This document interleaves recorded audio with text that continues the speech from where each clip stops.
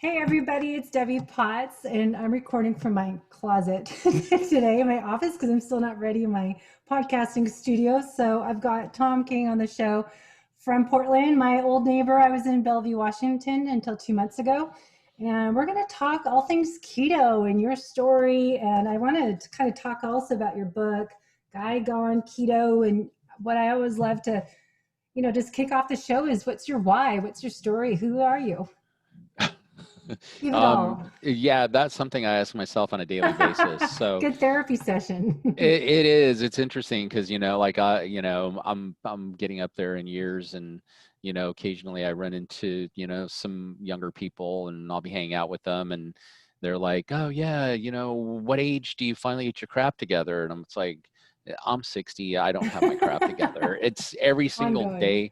Yeah, it's just a journey. And it's so Mhm. every single day you try to get a little bit better, but I've never met anybody who I would give legitimate credit to that has said that they have found it and that they're settled, because I'm always suspicious of that. So, who am I today?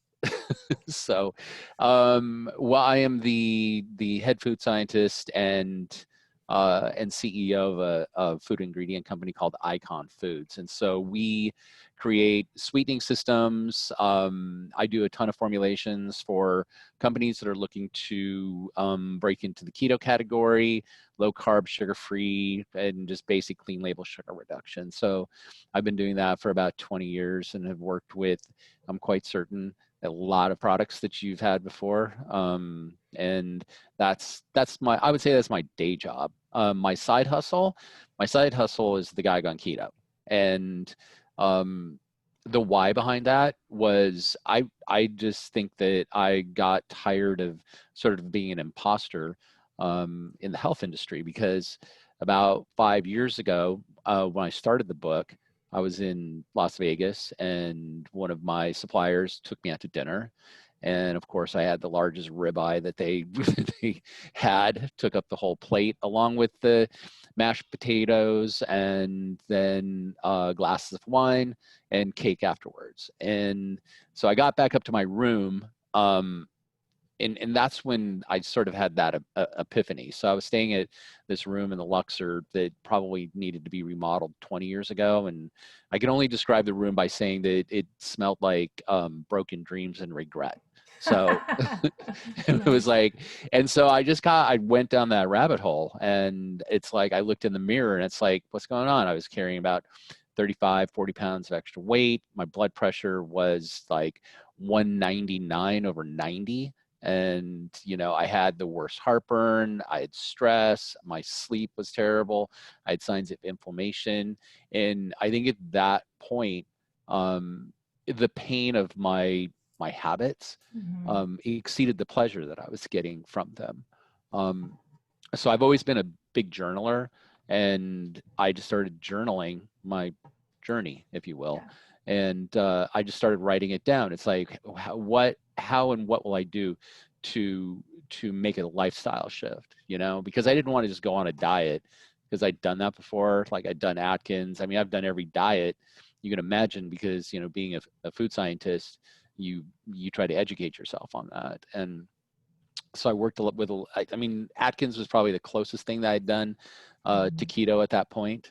And that's when I just started making this deep dive into keto. And it started out as, hey, I want to lose 35 pounds and get healthy. But it turned out to be way more than I expected. And Yeah. that's my who and why and for today. Uh, well, I think it's great. I mean, I relate to that writing down, journaling. I did that when I got my, chronic fatigue exhaustion Mm, issues in mhm, 2013. It started, and I didn't know what to do. I was so frustrated, so lost, and mm, I needed a place to put those emotions out. And I started just sharing everything in a blog mm. on a website, and that's what came about to make my book, Life is Not a Race. I'm like, you know what? People need to hear this information Yeah. and they can relate. Like, as your story, people can relate to that experience and that emotional feeling when you're in Vegas in a hotel room going, okay, what Mhm. am I doing with myself? Where am I going with my life? And what can I do now? And finally get to that point that I am ready mentally, physically, spiritually for a physical Mhm. transformation. Yep. And as you've wrote in your book, is similar to my holistic method. That's kind of what I got into this, is not just exercising to lose weight, is so much more complicated than that. It's, you know, you can't just exercise and not change the way you eat, but you can't just change the way you eat and not work on the other factors. So, you know, it's that holistic approach that we need to look at. So I love it. Yeah. The mind, body, and spirit. Definitely. Yeah. So kind of what's some big things that you learned from sharing that journal, putting it into a book, calling it the Guy Gone Keto? And, you know, what have you felt since you published this 2 years ago, or how long ago was it? 3 years ago? I'll do 3 years. That sounds about right. Yeah. Like, what's come up for me and what have I felt? The impact you've gotten from people reading that, because it seems like it was more of a sharing your experience to help inspire others to change, and to inspire that change in others. They have to feel that within themselves to like, I'm ready. I'm right. You know, what can I do? And you have it's very simple, easy to read, great action steps, how to get started. And that's why I think there's books like that it's not complicated. It's like, this is what I did. So what have you learned from hearing people's feedback? What have you gained from that experience? That I like to get hugs from random strangers. Because pre-COVID or after? Just COVID. Well, this is pre-COVID. Now it's like, I guess, a forearm bump. But it's interesting, because I would go to trade shows and stuff like that, and I'd run into people that read my book, which I was actually kind of surprised about, because I haven't. So when it came out, it was on Amazon, and it was #1 for like a week, and I'm just like, oh, I'm #1, and then I never tracked like what the sales were and stuff, and quite honestly, it's like all of the royalties that are coming from the book are just going into an account, and I have never looked at it, so I have no idea how much money I've made off the book or anything else. It's just in this account, and I think at some point in time, I'm going to get into that account, and I'm going to donate it to probably, I don't know, like the Charlie Foundation or something like that.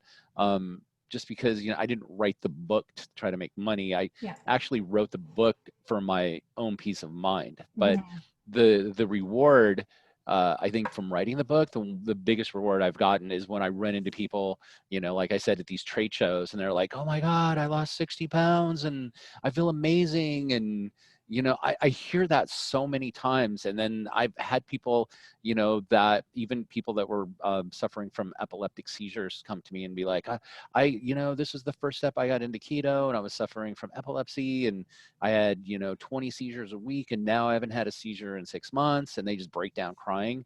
And then, of course, I mean, I'm crying, and then everybody's crying. So I would say that the greatest reward is seeing others, you know, improve the quality of their life by words that I wrote down. It's never ceases to amaze me. Yeah. No, I get it. I have my book self-published on Amazon, and I never look at it. I'm like, you know, I don't care if people rate it or, you know, buy how many people bought it. It's just, I feel good that I wrote and shared my personal experience and struggles, and just was totally reveal your whole self and put yourself out there, be vulnerable, to help people in the long run. It's like, if I can help 5 people, you know, it was worth writing a book for over a year and everything you put into it. So I get it. It's a great, just self-healing kind of thing, as well as giving to the community. It is. It creates freedom. I mean, you feel free after that. It's like, now I don't have anything to hide. So. I know, that's what I say. If you want to know my whole life story, pretty much. My book. It starts in high school and goes on. Nice. So the definition of insanity I wrote in my questions I wanted to ask you. I think of this every day with the whole COVID, right? It's like, you know, I'm in San Diego now, and they're going to close back down gyms probably. It's like, okay, not to go into COVID at all, because people are probably sick of it, but it's, you know, why when we try to lose weight, keep doing the same thing over and over again? And I think that's, you know, to me, that definition of insanity I always love is, you know, are you going to get the same results if you keep doing the same thing? No. So is that kind of what led you to a little bit like going to keto and learning about keto and the lifestyle habits that go into it to really get the results that you desired? Yes, in part. but I would say that the whole insanity cycle continues to be something that, that I look at, like every single day that I journey, I look at the things that I'm not continually improving in, and on. And while I practice keto, I'll have off days, right? I feel like my girlfriend does not practice keto. And when you're with somebody who doesn't practice keto and you're not forcing keto down their throat, and you got to dinner and you're sitting across the you're sitting across the table from a big huge plate of French fries, which are my personal kryptonite, you end up having one. And so it, it's sort of an interesting conundrum, right? Because you can keep visiting back to, what was that French fry really worth it? Was that handful of French fries really worth it? And if you just take, I think it's a process of taking a look at your actions, and what you're doing and what the return is. And if you're not getting the desirable return or the outcome that you want, then you need to shift up your action plan. And so those are things I look at all the time. Like if I had have anything tattooed across my forehead, it would be refrain and restrain. Because it's like refrain from doing things that that are going to make you feel crappy the next day, or the things that are going to make you go into some self-loathing, like, oh my God, I'm better than that. What am I doing? And in restraining, not reaching across the table for that French fry, and finding the pain in that, and also, rewarding yourself and showing yourself grace when, you eat well, when you're hydrating enough, when you hit the gym, and giving yourself acknowledgement for that, because, that takes deep discipline, and deep discipline is something that's created in a person. We're not born with it. And I think that deep discipline is what separates, people that are successful in a lifestyle change or successful in anything in their lives, and the people that are less than successful. So it's discipline equals freedom, as Jocko Willink says. Very good. So we talk a lot about the difference of fat burning, sugar burning when you're keto adapted, fat adapted, flipping that switch from a sugar to fat burner. What have you found is a great way for people to flip that switch from sugar burner to a fat burning? That's a really good question, because there's shortcuts. Yeah. Like beta hydroxybutyrate, and ketone esters and stuff like that. Those are shortcuts. But that's not helping you burn fat, though, right? I mean, I was thinking that, yeah, it's a shortcut to give ketones to your brain and give you brain fuel, but it's not because you broke down fat to burn fat. 100%. But I think that's kind of where I was going, is that, there's a lot of people that's like, oh, I can get back into keto. I'll just drink, I'll drink some Ketos, some BHB and be off to the races. But I've talked to people about that before. They're like full on keto heads. Like, what do you think about BHB? And it's some of them. It alternates, because some people think that it creates a lazy liver. Because your liver is from my perspective, your most versatile and important organ than your body, because that is that is what's going to put you into keto, because you're going to be starved for glucose, meaning that your body's burned through all of the glucose, or at least left behind. Because you also asked another interesting question, like, how much glucose does one person need? And you put a teaspoon. And I was moved by that, because I'm like, yeah, that is 100% accurate, because basically your body functions continually on 4 grams of glucose, which is 1 teaspoon. So that was really, thank you for that. So that's really all, all the glucose you really need in your body at one time. And I think that any more than that, then your body is simply going to be storing that as lipids, or you're going to be burning it, but you're going to be burning it a lot faster. But what I can tell you is the switch that you refer to, like when you flip the switch, was like the first time that I really got into like deep keto. And it was after like a 6-day fast, and I was deep in it, and and the switch turned on. It felt like I had an unlimited pool of energy, and an unlimited pool of clarity, and at that point, it's like, wow, you know what? When you deplete your body of glucose, and it means that also, you know, depleting your muscles too, because you're storing a lot of glycogens, which is glucose, in your muscles, and then your liver goes through the glucogenesis to convert that back to glucose so it's usable. So you have to really get yourself you know, emptied out of glucose by depriving yourself of carbs, increasing the amounts of fats that you're taking in. You know, like your liver isn't going to be efficient in metabolizing fats unless there's no sugar left. So it's like getting that light switch on is probably going to be your first step, and maybe your hardest step, because you're going to feel like you're depriving yourself because you're used to a particular type of diet. But that's my philosophy. Yeah, no, I would always do a program. It's kind of evolved over 10 years of Mm-hmm. a sugar detox to, Mm-hmm. you know, it's really becoming keto fat adapted, but I don't like labeling it. It's just Right. 3 phases. Here's what we do. And, you know, you help you become a fat burner. And now it became the word keto, keto adapted, fat adapted, whatever you want to call it, is just to teach people to eat the right types of foods to feed Mm-hmm. their body to give energy, and you should feel good. And my thing is, I dieted so much in high school and college that I'm always, you know, I have to do it how I process eating this way. It's not, Mm-hmm. it's a lifestyle, sustainability. It's not Yep. a diet. And when people are so strict, I think some, yeah, for 30 days, but let's phase 3, I call it transition period. Let's do more of a sustainable program. So how do you Mm-hmm. do, you know, cyclical keto, or are you kind of strict keto, but you said, you know, you have a girlfriend that's not keto. How do you deal with it yourself? Because I know fasting, you can jump back into being in ketosis for a lot of people. Right, it definitely does, and I mean, I think I'm one of those rare individuals that enjoys fasting. Yeah, you do It's long just fasts, don't you? I do. I mean, I do long, I do short, I do intermittent. I I enjoy being a little hungry. It allows me to reflect much better and keeps my head clear. Um, and plus, hunger is the best condiment. So, um, That's funny. yeah. So as far as like dirty Could you keto. write that down? Hunger is the best condiment.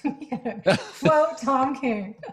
Okay, so I actually didn't come up with that. My sister Okay. did, because when I wrote the book, at the same time I was making condiments, because I couldn't have ketchup or teriyaki sauce or I couldn't have any condiments because they're all loaded with sugar. It's like your basic ketchup has more sugar than ice cream. Yeah. And so I'm like, oh my God, I'd like to have something on, you know, this steak or this hamburger or whatever. And so that's when I started making these condiments in the lab. And then, you know, people are like, you should sell these. I'm like, brilliant. So we started selling them, and they've done very, very well. But I just went down a rabbit hole. So Sorry, I do that. you were asking, no, it's So beautiful, but you're asking me like, so like, do I do cyclical? yeah, that's what I was asking. Or, and probably this is Like a going 5-2 program, or what's kind of what works for you? N equals to, one. so that's a good question. So I went like keto for almost 3 years straight Wow. without really cheating, I would say, very much at all. And so what happened is I hit this weird plateau where I think like one weekend I had like a sweet potato or something like that. And I put on so much water weight, and I was like, what the hell is going on here? So, you know, Mark Sisson, right? Yeah. So I asked Mark Sisson, you know, I emailed him. I'm like, hey, I think there's something wrong with me, because if I look at carbs, I start gaining weight. And he was pretty funny about it. He's like, yeah, well, you don't have any metabolic flexibility anymore. And he's like, go do some wind sprints. And I'm Yeah. like, On the that beach. sounds like a lot of work. With no So shirt on too. yeah, definitely. And yeah, and so from that point, it's like I went from like really strict keto to probably doing 4 to 5 weeks of keto, and then a week of adding in carbs. But the carbs that I'm adding in, you know, are like sweet potatoes. I take away from, I don't have any corn, but I'll increase the level of carbohydrates that I'm having, mostly vegetables, and maybe increase my protein a little bit and cut back on my fat, and then I'll bounce back into it. And it took me probably a good 8 months before I started getting metabolic flexibility back. So Wow. I from my perspective, I mean, I know people that are carnivore and they swear by carnivore. I've tried carnivore. It's not my thing. I think it's an individual thing. Whatever is going to make you, however your body's going to function the best. But I think also taking things to an extreme is sometimes unhealthy. And I really felt like not taking a break off keto for at least a week, every month or two was more detrimental than it was helping me because of metabolic flexibility. Yeah. No, I feel that for myself and for, being an athlete, talking to athletes, it's important that we know when you're exercising more, you can tolerate a little more carbohydrates. And a lot of the studies and information you read out there are with people that have other chronic illnesses or whatnot. So you don't really get the information to be keto for athletes with that. You don't have to do 20 grams of carbs a day. We can add in a little more. And like Ben Greenfield found, I mean, he's extreme athlete sometimes, depending what sport he's training for, that you could do 100 to 150 grams of carbs a day. So I think depends for an athlete, kind of look at periodization of your training. It's matching your nutrition with your training. Yep. And to stay burning fat. But I love, the metabolic flexibility. I started in 2005 doing treadmill tests and resting tests before we knew anything about keto, and doing metabolic efficiency testing at rest. And I wish we still could do that testing now to really put in eating that low carb meal, because we were just doing it by exercise and how you do it. So it'd be so fascinating to me now. It's like, all right, here's your exercise, here's your heart rate training range to burn fat, but let's look at how much you're eating carb wise and how high you can go carbs and still be burning fat on a treadmill. And so I go down a rabbit hole but I think it's just that N equals 1 experiment, depending on activity level. But I say every day in my story is about chronic stress. And you're running your own business, you're doing all this. You said, you get all into all these different gadgets and it gets to be obsession. And what I wrote in my book and kind of my purpose, I feel like, is help people. Every stress response is a blood sugar response. Yep. 100%. And so, I'm doing my NutriSense continuous glucose monitor. And I was telling people that in my groups, like, all right, my blood sugar's up. I'm not eating anything. What's going on? Or, if there's nighttime, GI pathogens, bacteria dysbiosis, fungal infections, candida, all this different stuff can impact your ability to burn fat. It's fascinating. But with you, have you found, differences in your stress levels impacting your ketones, your Oura ring and tracking mechanisms? Oh, absolutely. Yeah. Like heart rate variability, resting heart rate, 100%. And then, I mean, if you have elevated cortisol levels, it basically shuts your metabolism down, because you go into the fight, flight, or flee limbic part of your brain. That's like, I'm going to be attacked. Better hold on to all this food. So I mean, stress really makes a huge difference. And I would say like this Oura ring, I think, because I've talked to several doctors and PhDs about it, it's right about 60% of the time.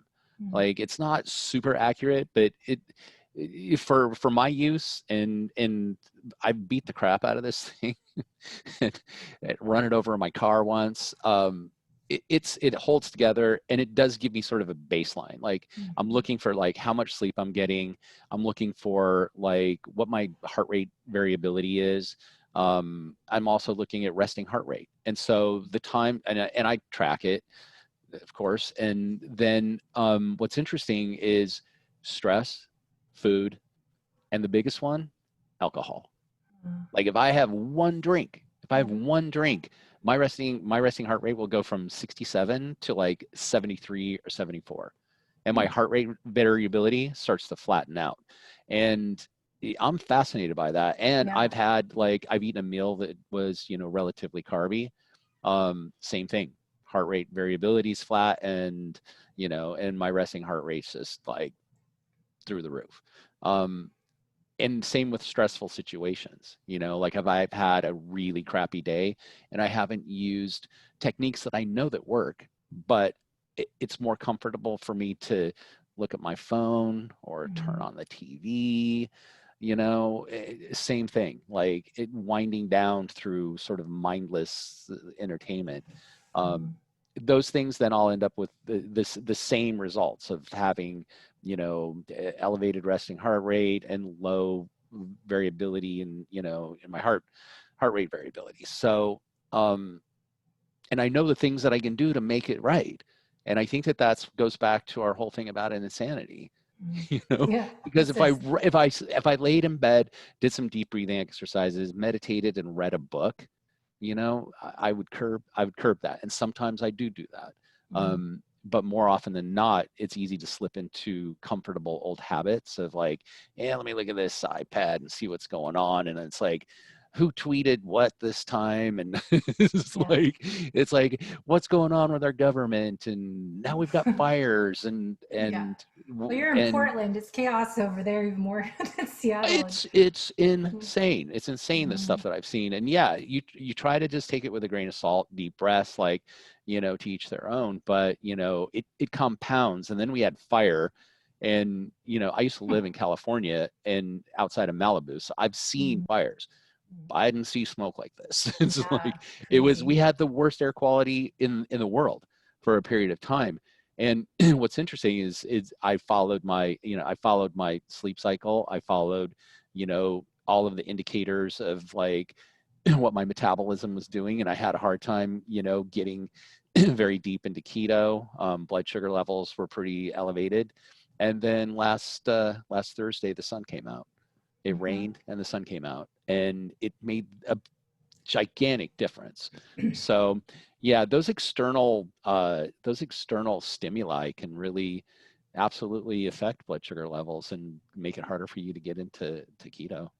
Yeah, I always like to bring that up, but that's what I was talking at the conference we did not have at KetoCon.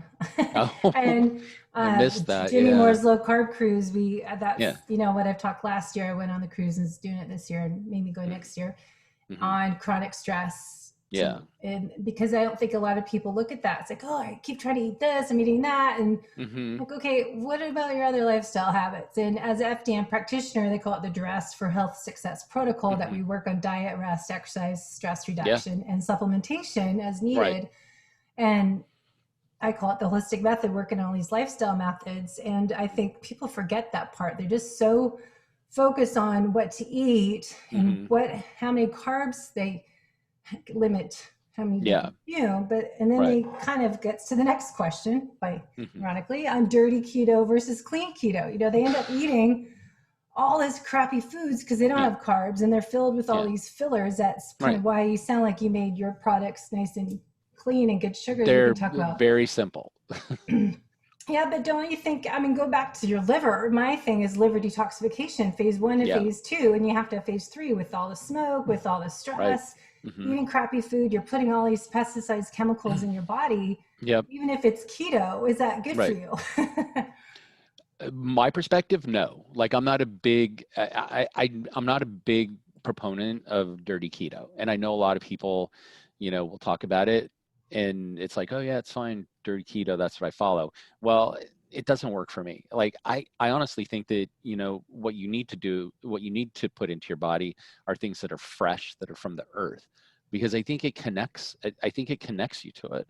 And and this might go down sort of a weird spiritual path. I'm a scientist, but I do understand, like, everything around us is fluid, like everything's constantly in motion, right? And so if you were able to peel away the veneer of the wooden table and everything else, and just be able to see it, as moving atoms, right? Then you would be able to see that all things are connected. Like we're connected to the earth, we're connected to the table, we're connected to this, we're connected to each other. Like we're connected to all things. And once you start seeing that, it's like, well, so how are you connected to, something that's, low carb, sugar free, but it's in a box? Like, eat vegetables, eat sensibly harvested proteins, do the things that will keep you connected to the earth and keep you connected to other people. And I think that it really, it opens up and cleans up your perspective. Yeah, I agree. I mean, I understand when people say it's better than the alternative, but then you're also feeling, overwhelming your liver with toxins and chemicals and Mm-hmm. pesticides and Yeah. glyphosate Yep. and, vegetable oils. You listen Mm-hmm. to Dr. Kate Shanahan's information. It's like, okay, that's more worry should be about the vegetable oils than refined sugar and Yeah. gluten.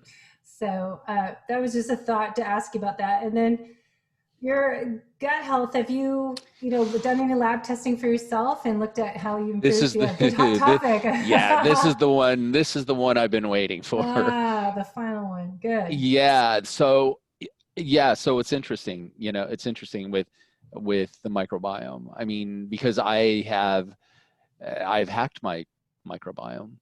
I've introduced a lot of diversity to it, and I've had some good reactions and I've had some bad reactions. But I think that the one thing that, I mean, when they start finding the remains of humans, 10, 20,000 years ago, or even sooner than that, like even like 3,000 years ago, and they're able to recover like some of the microbiome samples of the microbiome. Like I was watching this thing on Netflix the other day. They dug up digged up dug up a piece of poop from a human being that was, I think it was like 10,000 years old, Wow. and they brought it into the lab and they analyzed, the diversity of that Hmm. microbiome that they found in that poop, and it was huge. Like it was massively more diverse than what we have today, because their range of foods were different. I mean, Hmm. they might eat grasses, berries, they might eat animals that we're not eating, they would eat things, like parts of the animals that we normally wouldn't eat, and animals that we just don't eat. So, they're, and to be able to protect them from disease as well. I mean, now we have antibiotics, right, that are Hmm. supposed to keep us healthy and Yeah. prevent disease, if you will. But what it does is it just kills off that village that you have. And For so, two like, years. Have you read that? It's 2+ years to repopulate your gut. So I read a good yeah, analogy. If you went into a tropical forest and hmm, threw a grenade into it and blew it all up, it, yeah. for that forest to grow back, it'd be 2 years. And I saw the other day 4 years to get the same Isn't that microbiome. crazy? One Yeah. round of So, antibiotics. yeah. So I 3 years ago, I think it was 3 years ago, I was at a trade show when they allowed trade shows, and I picked up an antibiotic resistant version of Klebsiella, Hmm. so which is basically sort of a precursor to pneumonia. And I had picked it up from somebody, and I was sick. Like I was really, really sick, and I just didn't want to do antibiotics because I felt like I had my microbiome really dialed in. Like I supplemented it, I was using a lot of inulin Hmm. and just keeping it super healthy, and it just broke my heart. It's like, yeah, we're going to go in and we're going to decimate your village. Yeah. And the doctors is like, yeah, well, you have a choice, because I had a small cut on my arm, and it just started to run up my arm, like this red streak. And he's like, your immune system is completely overwhelmed by whatever you've Yeah. got. So he's like, yeah, he gave me Cipro, which is like super strong antibiotic. And so before, he's like, here's the Cipro. And it's like, wait, I'm going to use the bathroom first. And I literally took a sample and put it in a bag and sent it off for testing. So I did a before and an after of my microbiome after a 3 week drill of Cipro, and it was crazy. Like Klebsiella gone, all the gram positive pathogens pretty much gone, but also the diversity of my entire microbiome it was decimated. And it I'm still struggling with it. I mean, I still supplement, and I'm still struggling to get it back to where I feel it's solid. And it's just food choices. But I don't know. What lab test did you use? Or how do you monitor if you're getting it back? I can't remember the one that I used. I used it through one of my physicians. I also did something biome online.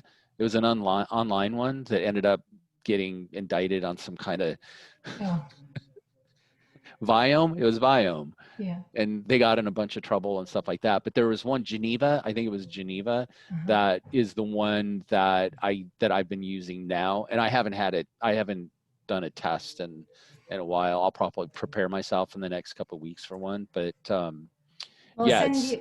Hmm. I will send you a link if you're interested. It's Biome Microbiome Labs, Quran. Do you ever follow them? Are He's they out of San Diego? they're out of Florida, Okay. but Quran's in Chicago. We've done a little Huh. podcasting. He's at there at a lot of. He speaks all over the world usually, Yeah. and he's a microbiome expert. They have Megaspore Biotic, the spore-based probiotic. But anyways, Oh. he came out with Biome FX, Yeah. and then they just updated their reports, like a 40-page report you get. But I had mine done in March, Uh-huh. and I reviewed my results with him in a podcast, and then I'm going to do the test again. But it was pretty Oh. fascinating because mine wasn't too good. So that's why I keep telling Oh. everyone, I eat healthy and I don't eat too many carbs, and Hmm. been trying to do carnivore-ish, my own Yeah. style, and just trying to, I know I need more protein, but I think carnivore is boring.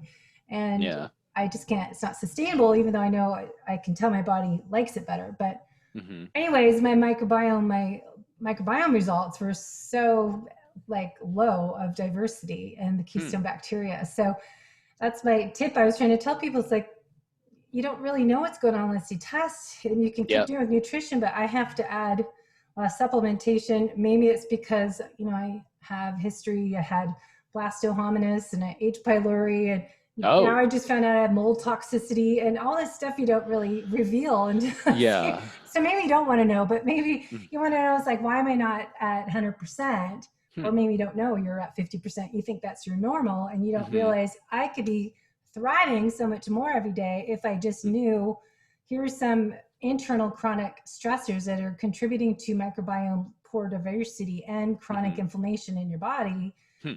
and then figure out, how to eat a certain way, maybe be more strict or add a little bit more supplementation of probiotics and Hmm. some olive or oregano and garlic and all this stuff. Right.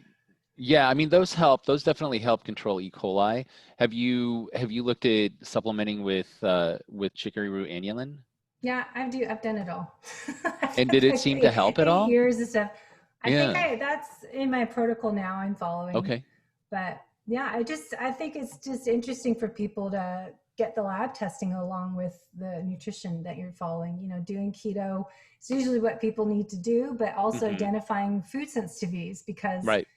those healthy foods, I had someone, they're usually foods you eat all the time because you have leaky Hmm. gut. So those foods Right. have leaked out of your Yep. secured empire, that now they're out in the foreign land, and now they're, Yeah.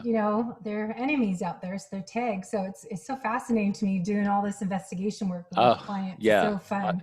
I love it. It is a hobby, but like sometimes like if you do get this is what I have found my experience, because Yeah. my mom always she suffered from leaky gut, and when she first told me like, oh yeah, I have leaky gut, I this was before I was down this journey, and I'm like, I don't know what that means. Does that mean it's leaking out of you or whatever? And then that's when I started making a deep dive, and it's like, oh wow, so leaky gut is where the mucosa lining of your gut has been eaten away because you don't have enough proper food for the bacteria that lives there, or the bacteria that lives there will feed on that mucosa. So building that mucosa up, Mhm. what I've found and read and works for me is pretty important, Yeah. and I supplemented with bentonite, Mhm. um, which was hard to get down, but um, Bentonite clay, do you mix it with water, or did you take a capsule? no, I mixed it with water, because everything we get here is in bulk. So if I Mhm. order, and I've Back in did a the day, it got in bulk. Now it's not in bulk. It's prepackaged.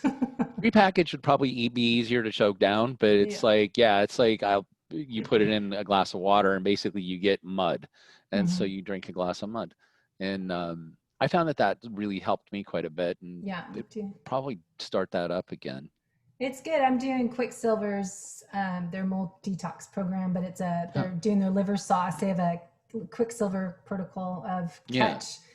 catch and push, that you catch it with their liver sauce, Yeah. and you take glutathione, some other supplements, and then Uh-huh. 30 minutes later you take the toxic binder that's bentonite clay and activated Yeah. charcoal and some Wow. other Yeah. stuff in it, and you just drink that. And I do it every morning during the Nice. week. It's pretty nice. But then I take, IgG, and so some Restore Flora, Sac Bluard, and Uh-huh. I've got the prebiotics, and my Yeah. drink mix, and got it all. Wow. So it is a commitment to actually get healthy. But that's kind of what I feel like everyone should be learning right now, talking about nutrition as we are today, but Mm-hmm. other ways you can get healthy, because where's your immune system? Primarily in your Yeah, gut. it is. Yep. 80%, and 75. Yep. 70 to 80. I keep hearing different things, but I mean, don't you find the importance right now to really teach people, get healthy? No one's healthy. It's like, stay home 100. and be healthy. I'm on a mission to get people healthy. Good. And I support that 100% because, your gut is also responsible for the majority of your serotonin. Yeah. So like when we're going through this crazy stuff that we're going through, it's super important to be able to keep calm and keep yourself, from freaking out. And, making sure that you have plenty of serotonin going into your system is critical. And like when we're all locked in, right? And it's easy to just go to the grocery store and have packaged foods, because like I follow the packaged food market. I mean, that's what I do on a daily basis to see which things are moving and which aren't. And while our economy was eating crap on us, the packaged food industry was going through the roof. Yeah. And it's like, what? It's like, go buy some fresh stuff, but then people were kept out of the grocery stores. And I know here we had to be in a line for a grocery store. One person could go in, it had to be distanced. It's still sort of that way. It's not as bad, but it really, it maybe is awful as this situation has been. Maybe it's taught us something. Maybe it's taught us like, let's eat I better. say that all the time. Everything I hope for happens it. for a reason. And I say that there is a lesson to be learned. It's like wake up call. Yeah, America. 100%. This is happening and we're not getting Yep. out of it because No. 70% of the people are obese. Yeah. And if obesity is one of the main issues of hard reaction to COVID and low vitamin D and insulin resistance, well, hello. Yeah. What are you going to do about it? Don't get me started. It's my hot topic. It's the next pandemic. This pandemic just took over the diabetes pandemic. And that's, I mean, once we're past this, all of the people that have gained quite a bit of weight over this period of sheltering in place and stuff, they're going to have to work it off. And that's where they're going to come to you. I know. Well, that's my thing. Like, why don't I have a waiting list right now? I've sent all this to my clients. I'll do a 30-day, I'll do my 5-day jumpstart group programs. I was advertising Quicksilver's quarantine recovery program. No one wanted to do it. I'm like, what is wrong with you guys? Invest in your health. Do something about it. Take ownership and get yourself in gear. Because I haven't had one GI map test result back from clients. I've had 5 this past 2 weeks that were all low to extremely low secretory IgA, which is marker for your immune system in your gut. And those are people that thought they're pretty healthy and they're not obese. So it's just, come on, America. I know. Get it together. We've got 2021 though. Yeah. Okay. So what's your kind of game plan? What your direction is going next? You've written this book over the years and you've got all these new products. It's kind of, tell us where you're going with Guy Gone Keto and Icon products and what your mission is. Well, for Icon Foods, the thing that we're going to be leaning into a lot more in 2021 is inclusions. And so I'm sure, your audience might be like, inclusions, what's inclusions? So if you ever have keto ice cream or low carb ice cream, sugar-free ice cream, or bars or cookies, it's the chocolate chips. So it's the chocolate chips, it's the mini marshmallows, called Marbits. It's sprinkles. It's these things that are added to, they're added to frozen desserts, cookies, and bars to give them texture. And so a lot of those, that's, like when you look at a lot of ice cream that's out there, keto friendly ice cream, when you look at the added sugars, most of those added sugars are coming from the inclusions. So I have been busy at work creating inclusions. All of them have less than 5 total ingredients. They all fall into the keto macro, and I think they're pretty delicious. So on the Icon food side, that is where we are focused. I have so many new products in the queue for Guy Gone Keto that I'm super excited. I've got one that's like, I would say that's keto-ish, but you know that there's people out there that do keto that still drink alcohol, right? And if you have a mixed drink, it's the ones that you have that have a bunch of sugar in it that are going to derail you. Yeah. So just to be clear, alcohol is bad for you, okay? It just is. It's going to take you out of keto. It's bad for you, okay? Even my vodka soda with muddled mint is bad for me. Just kidding. It's Yes. ethanol. It's metabolized by your liver. But the thing is like, you know what? You have to have some fun. Yeah. And so I made a line of keto-friendly cocktail mixes. So, yep, Cosmopolitan, Margarita, Mangarita, I think they're calling it. I made a pina colada. Mojito? I made a mojito, but the mojito needs a little bit of work. It's that mint that's kind of throwing me off. So I have those. Oh, an appletini, and what was the other one? Lemon drop, Cosmopolitan. I think I already mentioned that. The by far though the pina colada is my favorite because it was so easy to make keto. It's like let's load this up with a bunch of coconut fat, and so it's pretty good. So I have those. As far as the condiment line, I've got a spicy garlic ketchup that comes out next month that I'm sickeningly addicted to. Like it's just that good. And then we have a barbecue sauce, a spicy barbecue sauce that's coming out that's really spicy. Like it's no joke. But so like I'm the CEO of the company here. But I really love getting in the lab.